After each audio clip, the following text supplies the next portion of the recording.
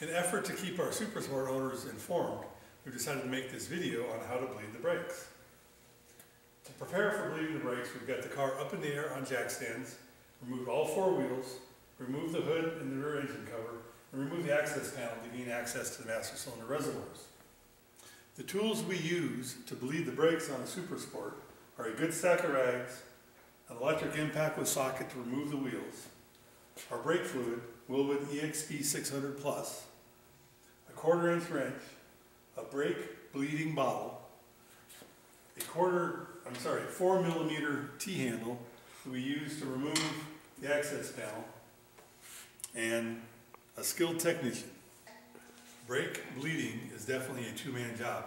This is Eric Mead, the technician here at Unitech Racing, 999 Motorsports USA. He'll be assisting me today bleeding the brakes on the Supersport. All right, we're all set up to bleed. We've got the caps off of the reservoir so the fluid can flow through the system as easily as possible. Now our goal here is to get any air that's accumulated in the system out of the system, as well as provide a fresh charge of brake fluid into the caliper.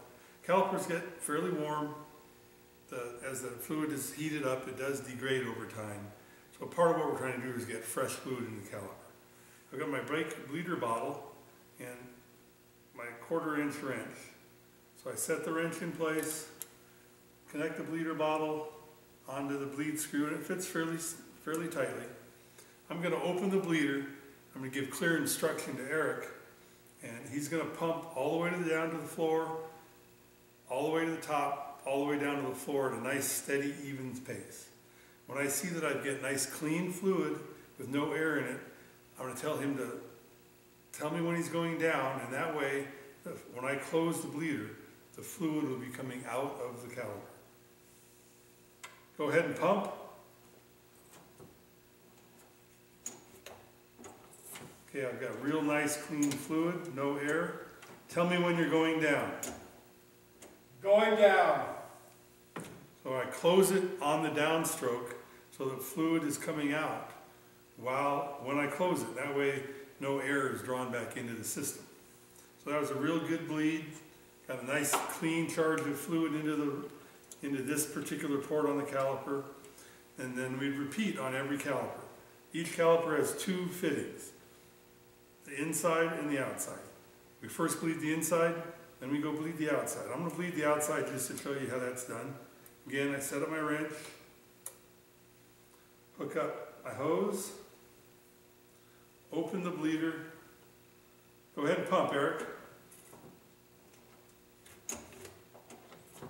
Nice clean fluid, no air. Tell me when you're going down. Going down. It's closed.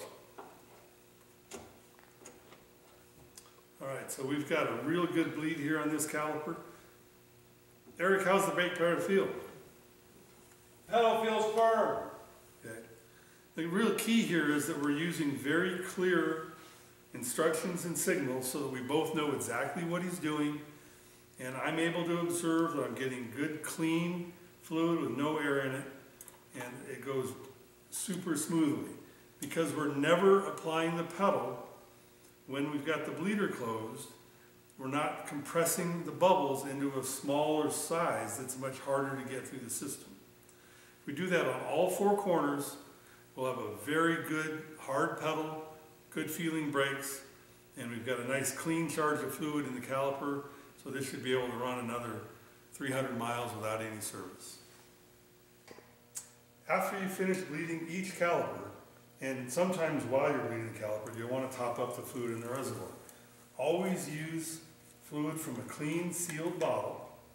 And again, we use the Wilwood EXP 600 Plus racing brake fluid. And we just pour that into the top of the reservoir up until we're to the line on the reservoir that indicates the maximum fill. So we slowly pour it in. And again, when you're pouring it in, you don't want to get a bunch of air in the system. So you'd like to not create a big splash.